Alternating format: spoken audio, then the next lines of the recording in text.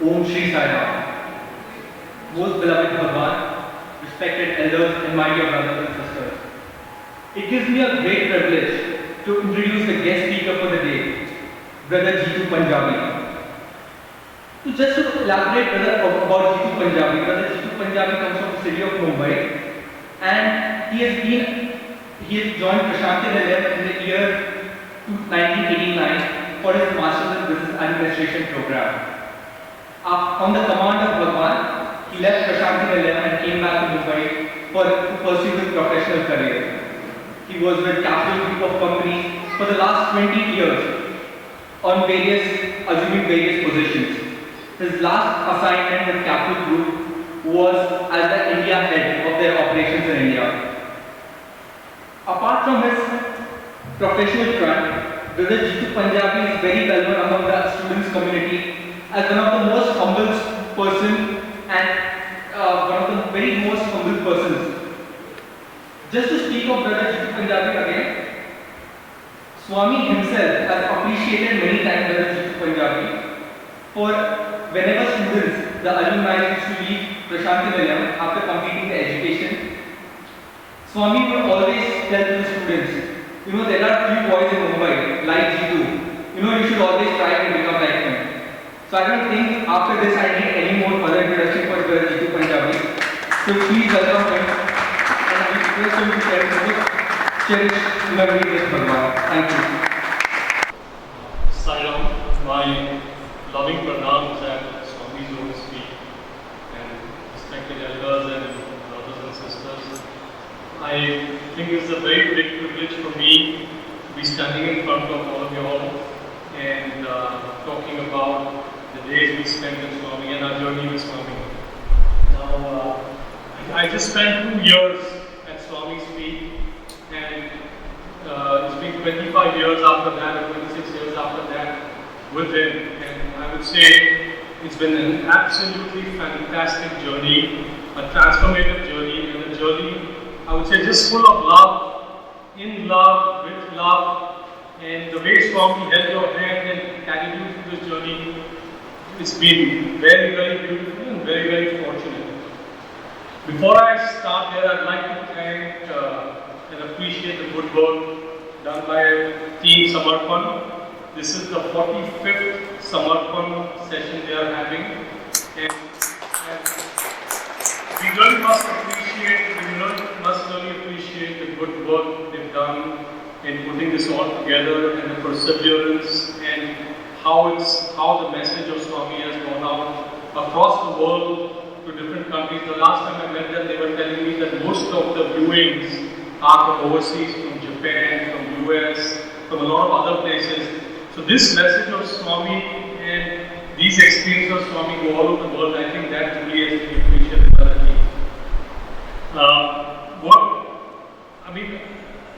I really don't know where to start. What I would say is, the one thing you experience while being in Bhakti or while living with Swami is the relationship that builds up with Swami. And we heard Swami a lot of times talk about the relationship between Krishna and the Gopis. And the way the Gopis lost themselves in Krishna's love and splendor. They just lost their body consciousness and they were completely in love with him. And that relationship was one which the boys experienced with him, and I was fortunate to be one of them. So when Swami says, my boys, it was the same Gopis in the Krishna avatar and the love and the joys that he took them through. I'll try and recreate some of that as we go through this, discussion or this talk. I'd first like to bring how I came to Swami. It was a complete, if in 1997 you had met me and said, oh, I'm going to be studying in Swami's institution, it would have been impossible. My mother sitting there and she's nodding her head and saying, I was a tough nut to crack, doing my engineering, said I'm going to the US for an MBA, and I don't want anything to do with these kind of things. Right?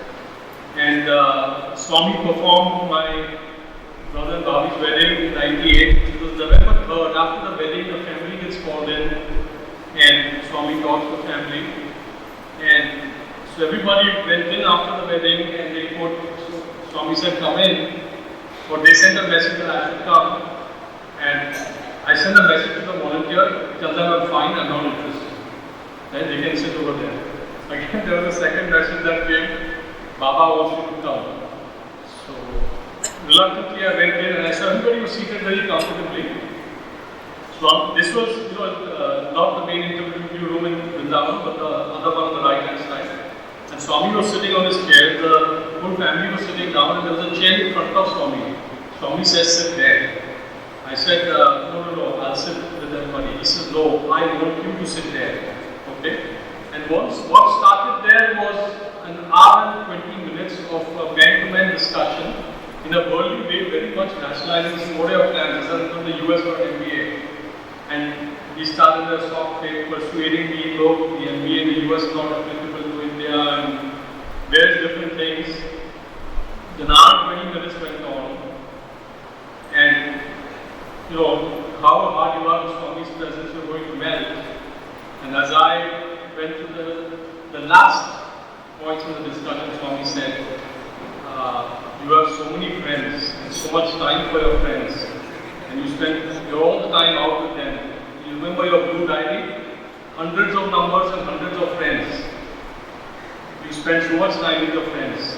Thoda time Swami ke saath bhi spend kar sakta hai. And that really went with me, and everybody was happy. And I went to Swami's Namaskar, said yes, I'll join Bharti. He said, you'll have to give the MBA. I said, of course, I'll give the entrance exam. But that was really the starting of what I'd say. There was 3rd November 1988. And that was the starting of a journey which I would say, the humility with which Swami approached this whole thing. I cannot imagine God coming down to earth in a humble way, such a humble way, asking. That was one big lesson for me, the humility of God, who's got every aspect of element of nature in his control, comes down with and teaches us. And that was a huge, huge teaching to begin with. I would say lesson number 1, living with Swami. I came, a lot happened in those 8 months until I joined the college, but I won't go into that. And as I came in, I was still a tough nut to crack. So I wouldn't believe what he said. I kept questioning everything. Why are these boys sitting over here and wasting their time? It's very low productivity of use of time. They have to do the right things. And I kept questioning every aspect of the institution that Swami had built, obviously not understanding who I'm dealing with and what was the purpose and what the meaning. So it was slow learning as you go through it. I remember my father had told me once, many years, he was a great soul, he passed away earlier this year, but he told me, with a true heart, God has to agree. So he had said, Sache will say, Sahib Razi. And then one day I said, look, I'm sitting here, he's not talked to me in a month. I need him to talk to me. So, okay, look, this is the purest my heart can get, and I'm saying he has to talk to me. And I was sitting right at the edge. And I said, he has to talk to me, otherwise what my father said is false. And Swami passed me, and he looked at me, I had a letter in my hand. He looked at me, but he didn't talk to me. And he walked away. And I turned my head and I said, what my father said is untrue. And the next thing I noticed is Swami has turned and come and stood again in front of me and started talking. And that's when, he waited for you to break the old paradigm and said that is not true. And those are I would say, a beautiful experience that I went through, which was another difficult experience as well. So, somewhere 4 or 5 months after joining, I was going through a tough time. And there were, in your rooms you didn't have fans. It was a tough life. There were no fans, difficult conditions, mosquitoes. Both my feet had got infected very badly. I couldn't stand, I couldn't walk. And there were issues with the doctors, it was not working out. So I was sitting in the hospital for 2 days, and then one evening, there used to be bhajans between 6 and 6:30. One evening I decided, I'm done with this place, I'm leaving, I'm gone. Okay, I can't take this Baba thing anymore. They say love of 1,000 mothers, I don't believe that. Okay? And I said, if I was in Bombay, my mother would have arranged one doctor to come and attend to me. And there's a law of 1,000 mothers. He's sitting on his throne. He's not bothered. He doesn't care about me. I'm in so much pain. What I heard and what I saw that evening was at 6:10 he gets up from his throne. In the middle of bhajan, he comes down from his seat and he asks for me. And they say, oh, he's not well, he's in the hospital. Then he calls the warden, he calls the other boys. Where is he? There was all scrambling around. And he calls 2 doctors. And there's Dr. Albeja and Dr. Chari. And he tells both the doctors, you both go to the hospital. So the doctor is saying, Swami, one of us is enough. I want to go, both of you go and take my personal car and go. Then he calls the vice chancellor, he calls the registrar, he calls the controller of examinations. All of you go, my boy is not well. He needs your attention. 6:30 the bhajans get over, 6:45 comes to the hospital. By 6:20 there are 2 doctors who first come and clean my feet of all the pus and the infection, attend to me, and the doctor saying, I don't know at this stage why Swami is dragging me so hard. And he has to send 2 of us. I never understand why. And Swami wanted to tell me, your mother could arrange 1 doctor, I arranged 2. Anyway, what happened that night was again something interesting, because all of a sudden this happened. And then at night, I was lying down thinking about it, and a big mosquito, some insect came in between the eye. My eye got swollen up, and it was all fuzzy. So anyway, I had to go to the doctor next day. So he took me to the doctor in the hospital. And they went to the eye doctor as well as the general physician. And went to the eye doctor, and the doctor looks at my eye. It was this big, only a slit open like a big golf ball. And the doctor says, she put some medicine and says, please go and tell Swami in the evening. I said, sure. So I went in the evening, sat in front of Swami. Swami came and he just kept staring at me for 3-4 minutes. He just kept looking down at me and I kept looking up at him for 3 or 4 minutes. And after 3 minutes of looking at me, he asked, how are you? I said, I'm fine, Swami. I really didn't know what the protocol was. I was still new to the place. So I just kind of assumed, look, I'm fine. I mean, you sent the doctors yesterday, they attended to me. I'm fine today. And I forgot to tell him the eye. Anyway, I went back, my eye looked better. And the doctors had come back next day. So I went back next day to the hospital. And the eye doctor, the lady was waiting for me. She said, how well you are waiting for you. I said, yeah, I'm just coming. She says, what happened? So I said, oh, I went and sat in the front and Swami asked, how are you? And I said, nothing else, you didn't tell me anything. She said, okay, thank God, Sairams. I said, why are you saying that? He said, you had lost your eye. He gave it back to you. I did not tell you. That is what happened. So it was a series of 24 hours where, the slow process of indoctrination, showing you who he is, what he's doing, his love, that slowly, it's a slow journey. Believe me, it takes, at least for me, it was a tough and slow journey, because I started from a point where I did not believe the whole thing.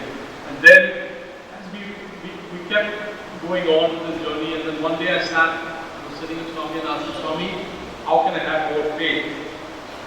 And Swami just nudged it, saying, don't worry, think of me, I'll take care of you. And those are obviously very, very deep words, but then I'll fast forward. So there was a point where he was going to take us to Uti and Kudaikara. And we sat, that morning when we were going to leave for Uti, it was first Uti and then Kudaikara. There were a lot of things happening around us. But at something like 6 a.m., he calls us boys who are supposed to go to Uti, and he said, I want a mechanic. So everybody looked at me because I used to fiddle around with cars. I could never repair it, but hey, fiddle around with cars. He said, I want a mechanic. Everybody looks at me. So Swami said, you? Okay, you go in the car. Okay? So there were 2 cars, Swami's car, India 90, the silver Mercedes, and a Maruti ST. And there was a bus, and we were all supposed to go together. He said, you sit in the car and go. And the bus was to go direct to Uti hotels, and the 2 cars were supposed to go through Bangalore city there. And in that journey again, there were incidents where you're tired, you got up at 4 a.m., you're sleeping, and the Swami looks out and says, Dunda Pota, you're sleeping when you're going with God. So, I mean, a lot of these small incidents happen till we reach the foothills, and Radha Krishna was driving Swami's car. And then at one point we stopped, and Radha Krishna says, comes and tells me, there's a problem, Swami's car has a problem. So I said, really, what's the problem? So we go have a look at it, and Swami gets into the car I was in, and we try and figure out the problem. And then believe me, I'm not a mechanic, I don't know how to deal with it, I just pretended to be looking at it. And a lot of things configured in about 30-40 minutes at that time. And Radha Krishna was a great soul. He was a great soul. So then, we figured that there's a very serious problem, and we're not able to take Swami's car. And then finally, Radha Krishna goes to Swami and talks something to Swami. I'm taking Swami and going in the Mercedes, which was supposedly not working. And Swami insists that your car comes with the bus because the cars are very steep in Uti, and Swami is worried about the boys. So he said, you be with the bus in case they need your help. And I'm taking Swami and going. So I said, I can't allow you to take Swami in a car that's not working. I mean, alone. It's not proper. It says these are this is this command. Side on, that was it. Anyway, we took Swami and went off. And what we figured was there's a problem with the fuel pump, and there's no fuel probably going to the engine and things like that. Anyway, we reached Uti, and they reached, and he goes fast. And he reaches, and after we reach, half an hour, 45 minutes after him. And when we reach Uti, the first thing Swami comes, and we walked in, and Swami looking at me in the corridor and saying, see his faith. He's talking about Radha Krishna. He brought me to Puttaparthi by just saying Sairams, Sairams, Sairams. The fact is, not a drop of petrol reached the engine from the foothills of Uti till Uti, and the car worked only on the words of Sairams. That was his faith. And that time, Swami is telling me, see his faith. See his faith. He brought me here alone only on his faith. And when they reached the foyer of the house in Uti, he did not have to put the engine on. He just stopped saying Sairam, and the car stopped. And the fuel pump had to come from Germany for 30 days, and that car did not work for 30 days after that. And then I got down to the bus, that's how we went in the other car. But that was a story of, I think another lesson that with faith, anything is possible. Anything. And that was I think another lesson that Swami really gave to me, that just have faith. If anything on earth is possible, we just have faith in you. There was a time again in the country where Swami took you very close, and you were spending a lot of time, 4 or 5 boys, and he would call you and just be very playful and easy with you. So, he would come out and look at you. And there were 4 or 5 of us, and he didn't have to even signal with his eye, go in. We go inside and sit. So we go into his room, and there was a kitchen on the left and a other room further down. So we become quite relaxed with Swami. So I said, we went into his room and we waited for him to give darshan and come back. While we were doing that, I said, okay, come on, let's go to the kitchen and eat. So we went in, and there were 2 cooks, Subhabhaiya and Vishnu Bhatt, and we went in and asked, what's there to eat? Some pakoda, this and that, whatever. We nicely ate. The Swami went, gave darshan, and came. And we saw, Swami's coming. Okay, so now straighten up, clean your mouth, pretend you've not done anything, and wait. And then, with just 5 of us, right?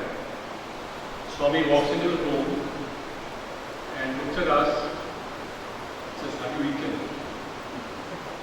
With Swami, either you stay silent, or you speak that truth, or say, Swami, you know everything. If you say anything else, you're dead. So the other guy, I was the one who said, let's we eat. Yes, Swami, we ate. He says, wait. And we thought, okay, now this is the end of our 4 days of Swami, and we're finished. Guess what? Guess what happens after that? Swami comes out of the kitchen with a jug of water in one hand and 5 glasses in the other. He said, "You ate. You must be thirsty. You did not drink water." And he pours one by one, gives us water one by one. And we drink that water. He said, "Now how are you?" "Very hard." It's okay, now pretend we sit. And then we'll sit.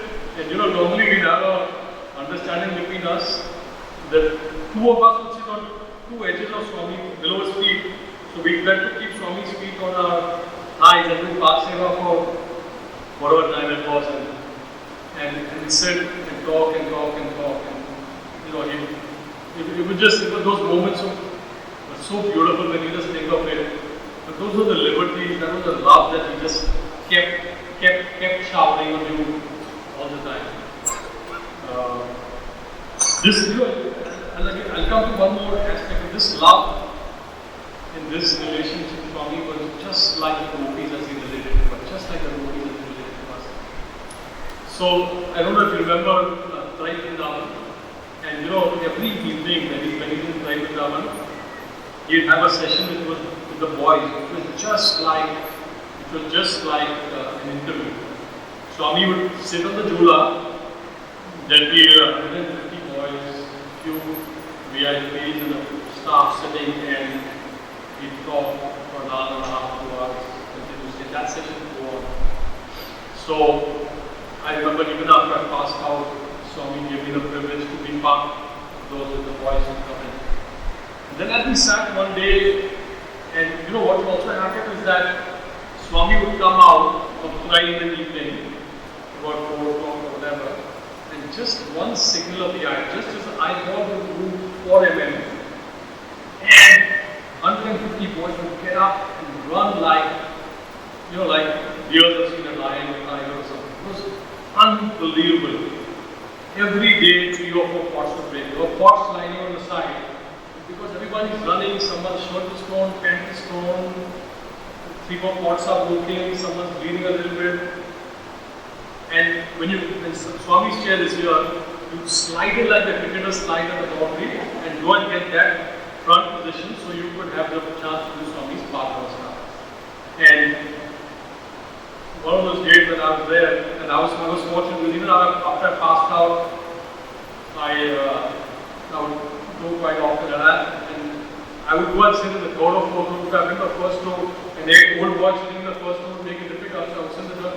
So one of the elder devotees said, "Swami, these boys are very indisciplined. Look at the way they are breaking pots all the time, they are tearing their clothes, they are doing this." And Swami looks at the boys and he says, "Listen boys, see what he's saying. You must be careful, you cannot do this, that." And all the boys are sorry. And Swami looks up to that devotee and says, "Panjabi, you don't know the love between the boys and me.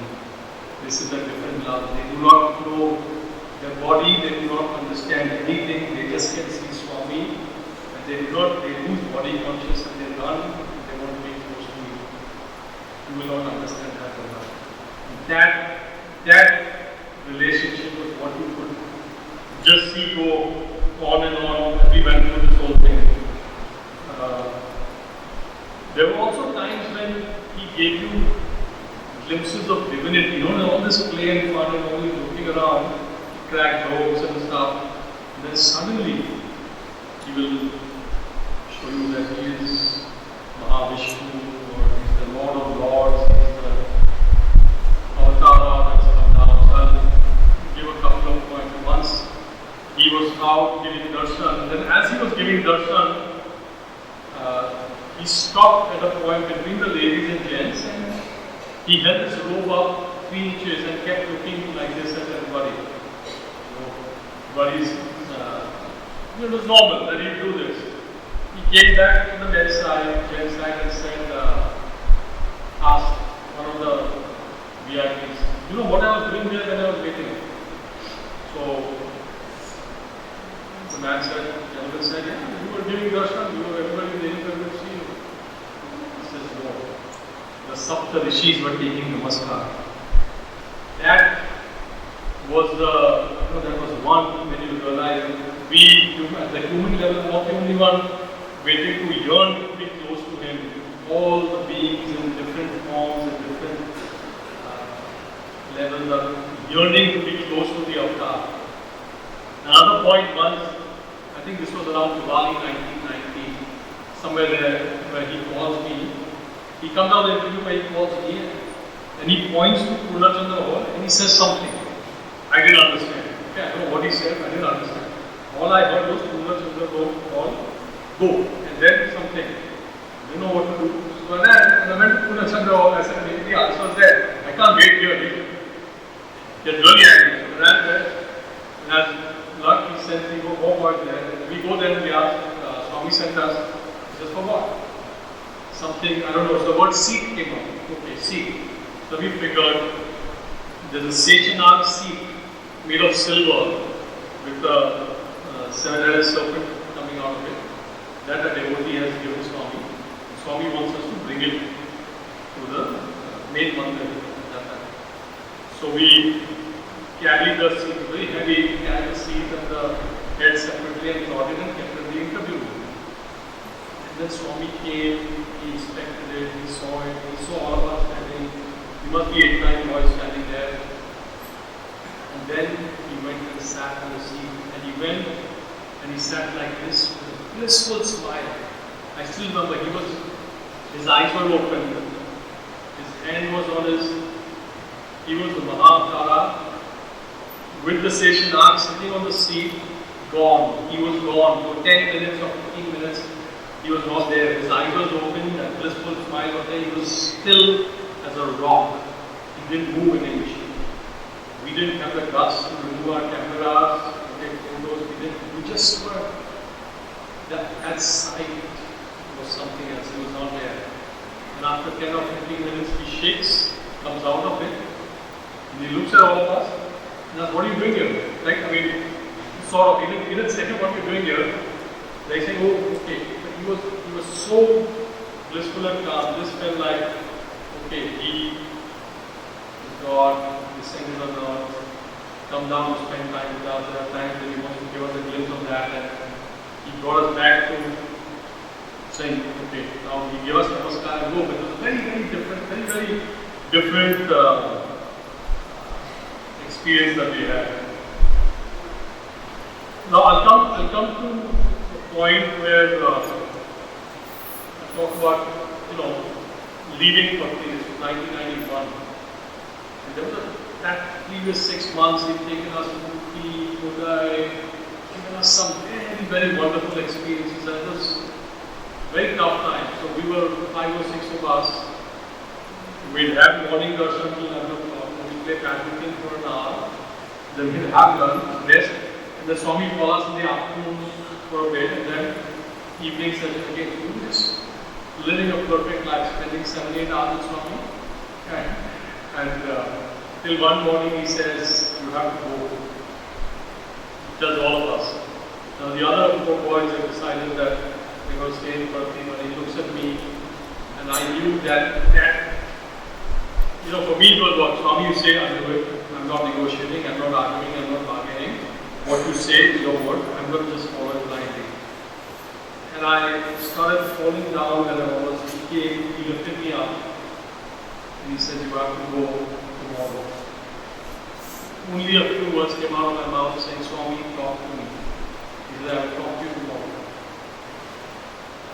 That day, it was difficult, the most difficult day of my life for me, but I didn't eat anything, I was just lost. And then Swami's next day he called, he spoke to me a lot. But he gave you a lot of assurances, like the one thing he said, listen, you must go. This was 9th of June 1991 when he said this, and 10th of June he spoke alone. He said, you must keep coming back. I said, that is not my responsibility, that is your responsibility. He says, yes, I will bring you back. And remember, he said 20,000 horses cannot bring you to Bhakti unless I will it. In those 20 years, between 1991, I left the college and he left his body, I went to Bhakti 200 times. That was the power of Sai saying, I will bring you back. His word was so powerful that he got it back. Now I'll give you, now there were a lot of other assurances, but there was that. Then there was one time when along the way he decided he's going to test you, right? Those things always happen. So I remember this 24th of December 91, which is just after a month after our convocation. I got a call from Bhakti saying that I had sent a letter to Swami that I'm coming on Sunday. Where am I? And it was a Sunday. I said, I've not written any letter to Swami that I'm coming, but I'm really keen to go. That was it. So then the whole family said, we must go. So I said, okay, I'm going. So I went. That night, somehow I scrambled. I reached Bhakti at 6 o'clock in the morning. And that silver door darshan you saw, that silver door darshan had got over. It was Christmas morning. I had just got over. And it was about 7 o'clock. And I reached Bhakti and I waited down. I was waiting down. The door shut, everything's over. I said, oh my God, I missed it on Christmas. Missing silver door darshan it was so beautiful that it really felt bad. And guess what? I reached there and the silver door opens again. And Swami comes out of it, and most of the devotees had gone. We were just about 40, 50 boys waiting over there. He comes out, and you saw he looks down. He looks down at everybody. He started looking down. Then he looks at me. You've come, good, you've come. And then it hit me. He said, you are coming on Sunday. Sunday is the day of the Son of God. And I reached on Christmas Day that day. Anyway, the next day he talked and he said, how are you, this, that, whatever. And then he said 5 words. Wait. Next I will see. It was 26th of December 91. For the next 3-4 weeks, he didn't talk to me. I lost my job. I was there, I kept giving him letter. I didn't take the letter. I was trying to tell him, look, my job is in Bombay, I got to go back, and nothing. He wouldn't look at me. If I was sitting here, he'd go the other way, whatever. So I just finally reconciled. Let me just enjoy these beautiful days with them. Just nothing. Just enjoy it and don't question it. I knew my job was gone, everything was a bit of a mess. About 3-4 weeks later, he looks at me. I was sitting over there one morning. I remember the boys would go to college, so there was nothing, there were very few boys there. So he looked at me and said, when is your holiday due? I said, how we know holiday?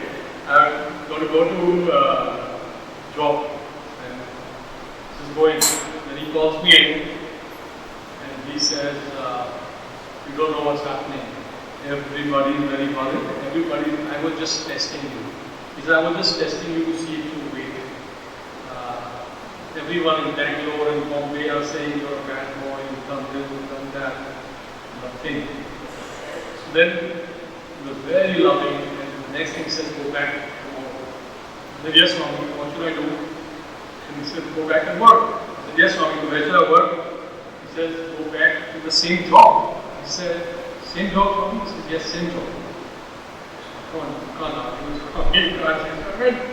went back to the office the next morning. I reached that night. I reached the office and I went to the office and everybody is really angry with me. Saying, you disappear for 4 weeks, who the hell do you think you are? Yeah, there were no cell phones at that time, right? So the big boss comes, the CEO of the company said, what do you want? So I said, I'm sorry. Where were you? I said, I'm sorry, sir, it was an emergency. What emergency? And he kept very angry. The story was the previous day, my colleague he and me were running the same one department and quit. So there's only me left to run that department. And when he fired me that day, I went. So Swami waited till that day when this guy quit. And then I said, so what do you want? So I said, okay, come back. They all were very angry with me, but this was, Swami's tests are what I'd say,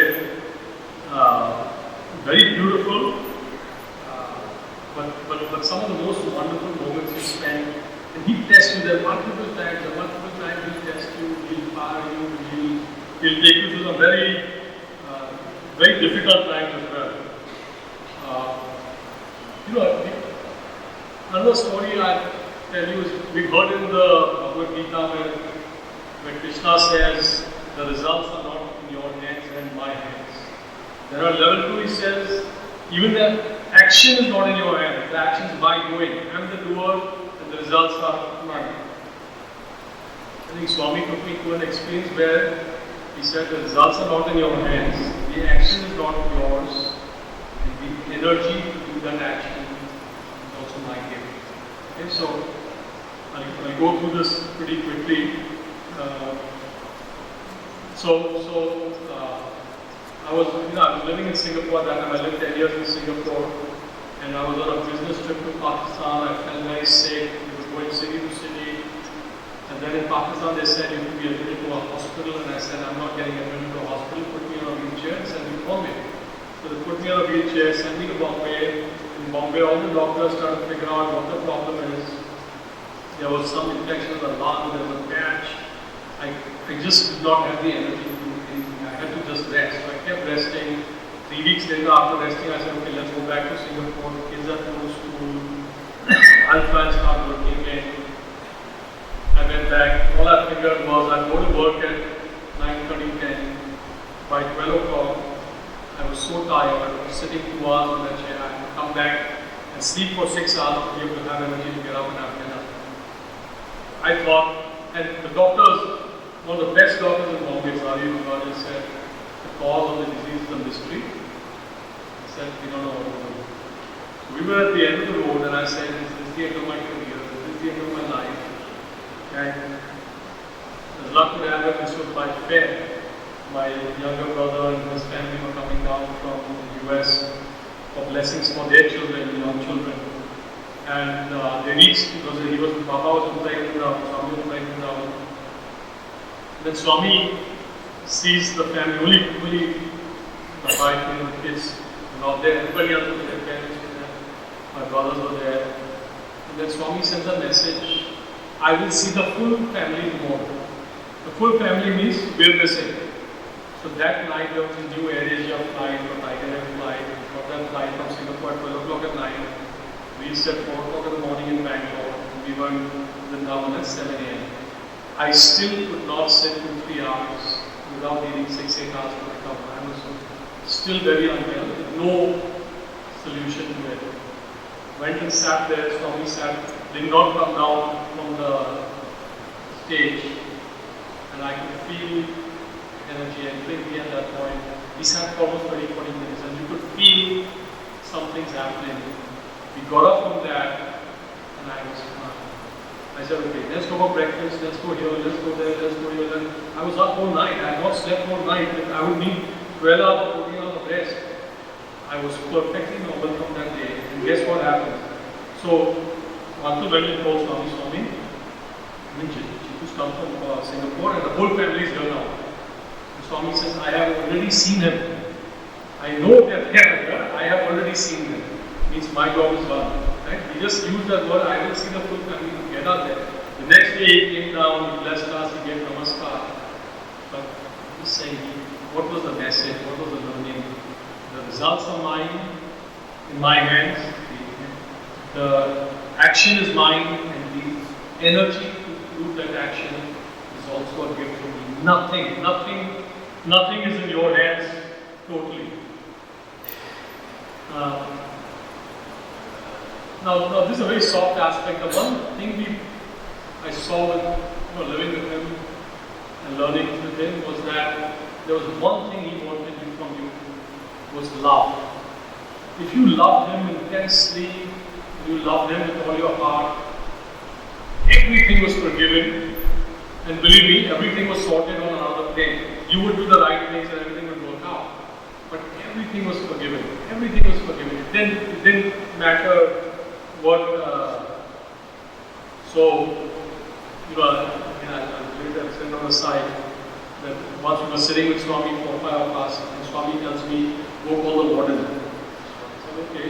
I went and called the warden. And then he tells the warden, how are things, how's the hostel, how's everything. And then the warden had complained about me to Swami, saying that this boy has been very indisciplined because you broke a few lines or you did something to get closer to Swami. And then, bolo, come. bolo, tum complain kiya, bolo. He kept telling the warden, was there no Swami, nothing, Swami. And it was quite an embarrassing situation. And then he told the warden, he told the boys, listen, you have to follow the rules. Then he told the warden, these boys love me so much, they are not doing anything wrong. Please understand that. And that, we went through those multiple rounds of that, and he said he needed only one thing, love. And the second thing, surrender. That came along in different degrees. And everything was fine. And I can tell you, even to this day, it doesn't matter whether Swami is in the body or not in the body. It's just love and leave everything to him. And he takes care of you 100%.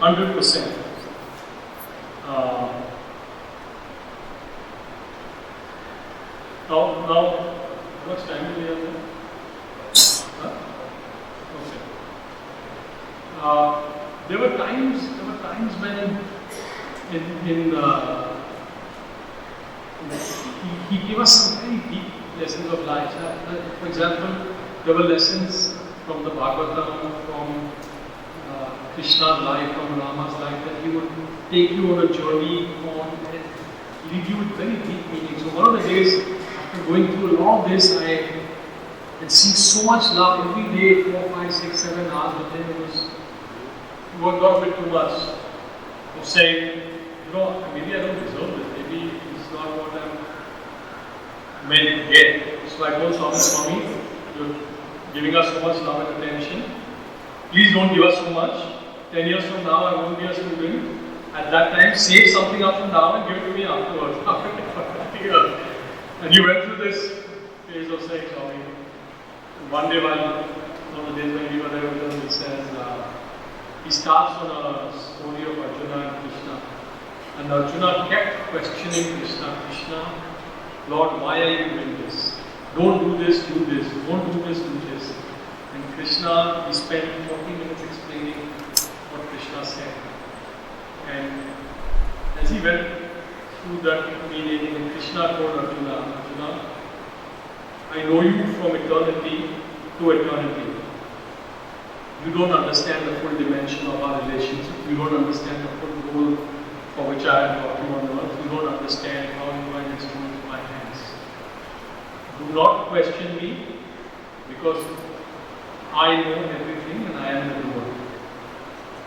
And then after that he looks at me and he says, Bangaru, don't question me for what I am doing. Everything I am doing is for a purpose. Everything I am doing is for.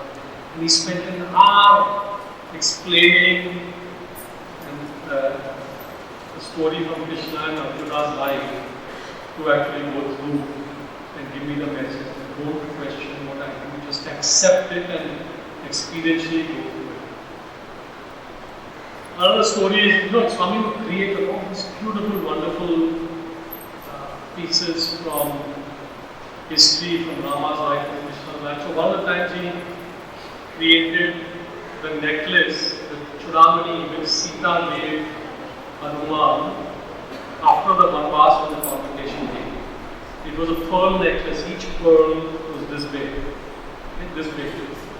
And Swami gives his hand, creates a river in Kodaikanal. And then Swami shows it to us. There were tooth marks of Hanuman on the pearls, on many of the pearls. And he asks us, why are these tooth marks here? He says Hanuman was such a pure devotee, he says nothing, if anything does not resonate, the word Rama to me, it is worthless to me. So he would put the pearl to his ear and he would see it does not resonate the word Rama, he would bite it, throw it, bite it. What's interesting that day, what happened was, normally Swami creates something, he takes it with him or he sends it back. So this was in the outer room at the evening before dinner, and Swami left that Chudamani in the tray next to his seat. And in the dining hall, there was the VIPs came, there was 6 or 7 seats less, or 6 or 7 boys less were going, and that day I had to wait outside. Swami and all went for dinner. And Swami had put the necklace down his neck in fun and jest to show us. When Swami went in for dinner, I took that necklace and put it on my head. And we took photos as well. I have that photo as well. That is from 13,500 years ago.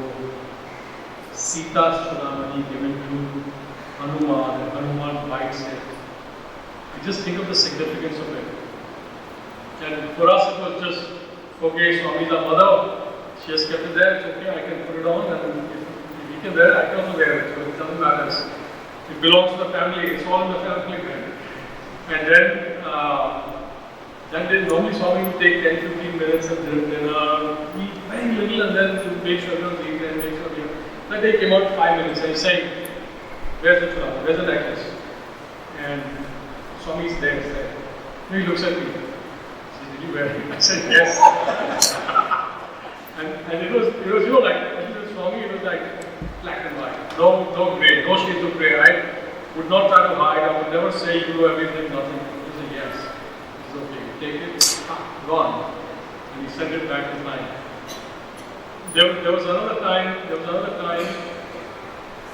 where he created this diamond, and I don't know how this diamond was. It was like 3 or 4 inches in diameter. The flat surface was 3 inches, this big. And I don't remember the story to it, but we were 5 of us in the room. As he waved and created it, he showed it to us and touching it. And he says, are you touching the creation? Touch the creator. And we said, wow, okay. So anyway, that was novel thing, right? We still need to touch it because Swami's created it. Then he talks a story about it. Then he looks at me, and I'm standing about 3 feet, 3.5 feet from him. He says, do you want it? With Swami, it's worth, I don't know, whatever number it is. He says, do you want it? Now, obviously, on one side, Swami said, how do you want the creator? How do you want the creation? You should want the creator. And the other side asks you, do you want it? So, in your heart, you said, yeah, probably want it, but you can't. It's a dilemma, right? Then Swami looks at me, he says, he asked me, do you want it? And he says, look, what you can do, and he's marketing it to me. Look, you take it, sell it, you have so much money, you never need to work again, life will be very comfortable. It's a beautiful this, that, whatever. And I'm kind of in my mind saying, yeah, sure, that's a good idea. And then he says, take it. And he throws it in. And guess what? It goes 1 foot in the air and gone. It disappeared in there. But those were the fun and games and playful times that you had with them. And it was just a journey where he brought you very close to him. After leaving Swami, it's been a very interesting journey. Like I said, he said, I will bring you. I said, Swami, you have to bring me back. He said, I will bring you back.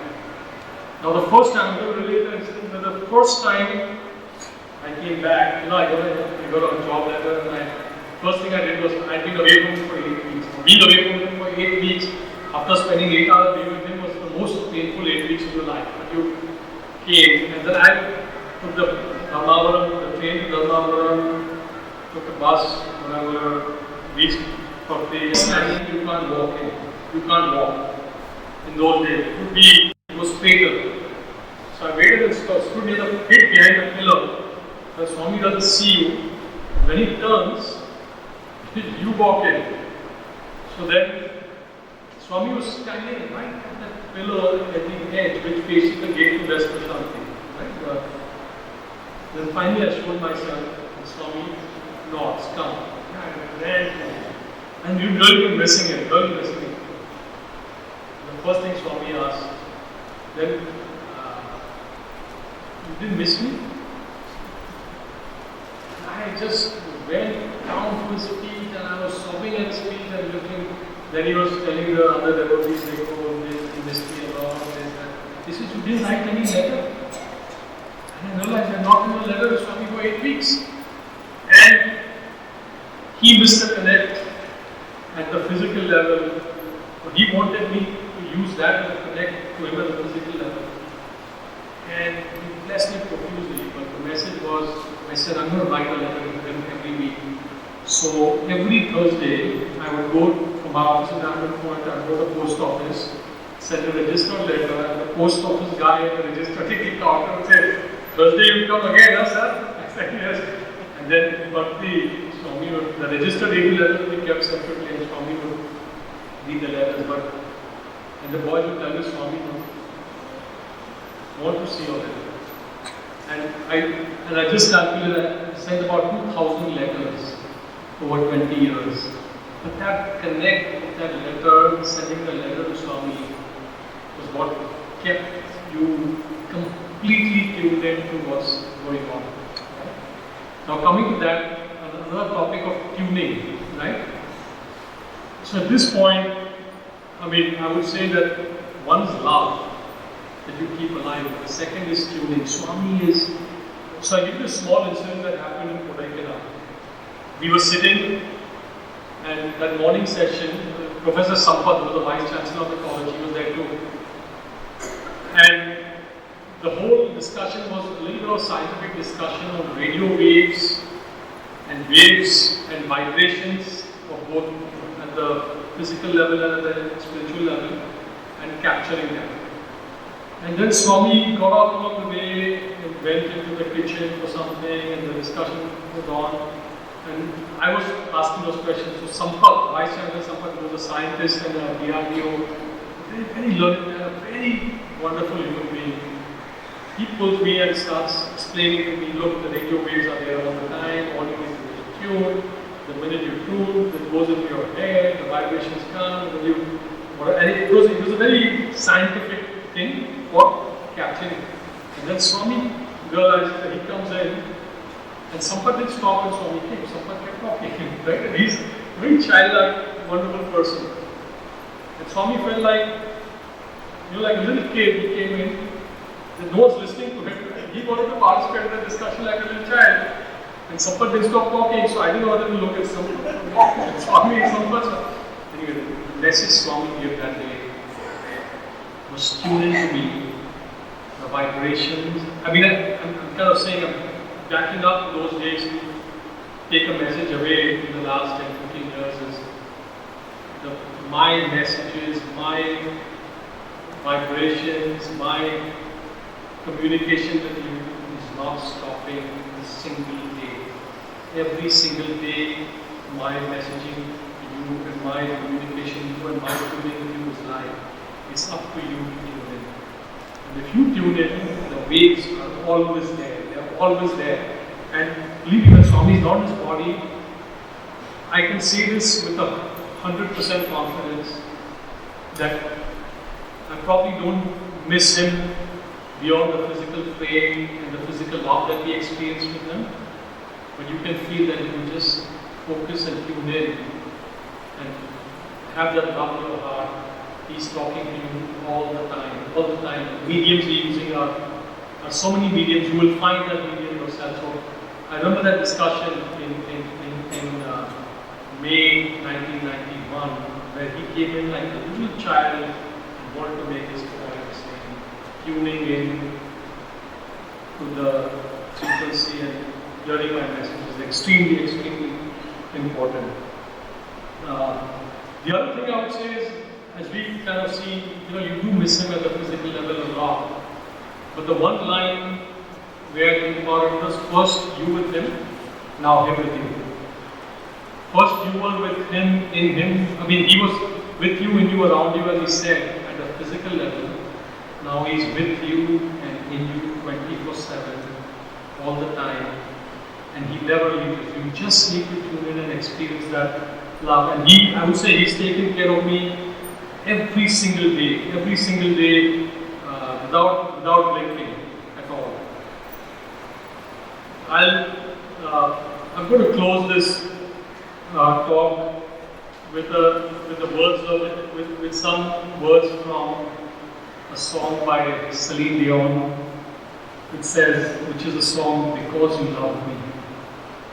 And the verse follows. She says, I am everything I am because you love me. For all the times you stood by me, for all the truth that you made me see, for all the joys you brought to my heart, for all the wrong that you made right, for every dream you made come true, for all the love I found in you. I'll be forever thankful, Sai. You're the one who held me up, never let me fall. You're the one who saw me through it all.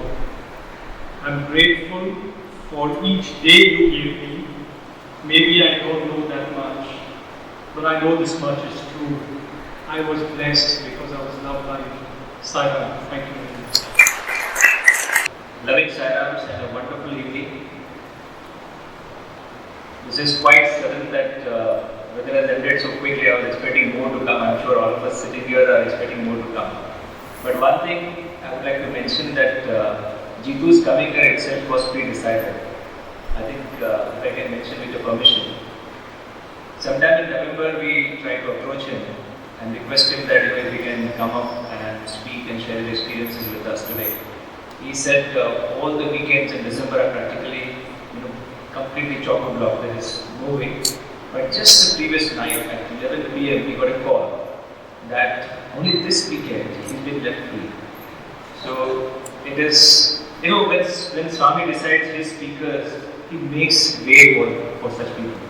So other than you can imagine all the weekends are blocked, only this weekend is kept free. It's not possible without his will that people come here. This is Swami's residence, this is Swami's program, and he chooses his speakers and he brings them without any problems. As Brother Jeetu was narrating some of the very important messages today. In fact, we have a video coming up today in a short while from now. The Swami's discourse, which practically was chosen just this morning. This morning when I woke up, I was praying to Swami that today, there is a Christmas edition. Christmas is so close to this date. What kind of message you would like to share, with all the devotees here? And I was just searching YouTube, and suddenly we came upon a very beautiful Swami's Christmas video, which will be displayed shortly. And you will not believe some of the messages what Jeetu has shared predominantly coming from that discourse. I'm sure I haven't shared this video at all. Jeetu just came this morning, but very soon we'll see Swami's message is predominantly talking about that he wants only our love and nothing else. I don't want to disclose all the ingredients or the key constituents of the discourse. Let us wait and watch. But it is definitely Swami's grace and blessings on each one of us that Jeetu came up and shared some of the beautiful moments. I'm sure you're not back, you're still in the 1990 or 91 still, and so are we, and we don't want to come back as well. One message before I kind of request Rajiv uncle to come up and share a token of love and gratitude to Brother Jeetu. Swami used to always tell us that to listen to God's stories, we need bhakti. I have mentioned this many times on the same podium in the past Samarpans, but I would like to reiterate because there are very few chosen ones sitting here. It's not easy to listen to Swami stories just like that. But when I used to listen to this in many sessions, Swami used to only mention that to listen to God's stories, you need bhakti. And little child or ignorant child I used to always wonder, why do we need bhakti to listen to God's stories? They are so wonderful, so beautiful, so enjoyable. And stories children always like, right? But today I have to realize repeatedly, sessions after sessions, that he chooses his devotees who can come and listen to his stories. Not all of us, not many, there are millions of devotees across, but not many get the opportunity to come here and listen to Swami's stories. Some or the other happens that you have some other engagement comes up or something else comes up or nothing, then the mind gives you an excuse to avoid it. But the people sitting here are the chosen ones. Each one of us is highly blessed to be here and witnessing some of the beautiful, rare experiences from a chosen one of Swami, who is, I can say, modern day Gopala, as you mentioned. So to felicitate this wonderful Gopala amongst us, I request Rajiv uncle to please come up and share a token of love and gratitude to Brother Jeetu. We are very grateful to Jeetu for taking this time out and sharing these wonderful experiences. and I'm hoping that we'll have many more occasions to listen to you as we move forward.